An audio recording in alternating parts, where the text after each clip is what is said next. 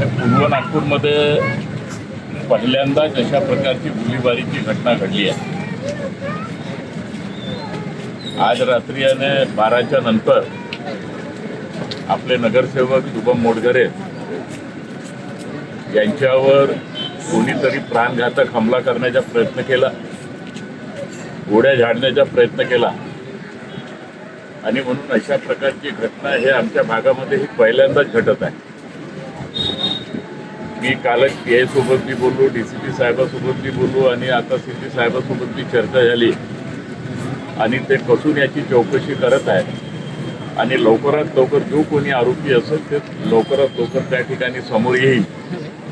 म्हणून अशा प्रकारच्या ज्या काही घटना घडत असतील ते आमच्या सगळ्यासाठी दुर्दैवी आहे.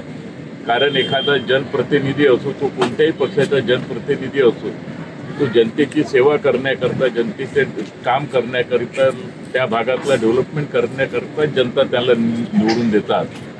परंतु कोणीतरी अशा प्रकारचं त्यांच्या घरावर हल्ला करणं, गोळीबारी करणं आणि याच्यामागे कोणाचं षडयंत्र आहे हे निश्चित स्वरूपात समोर येईल आणि CP साहेबांनी सांगितलं आहे का आता आम्ही लवकरात लवकर आरोपींना अटक करू.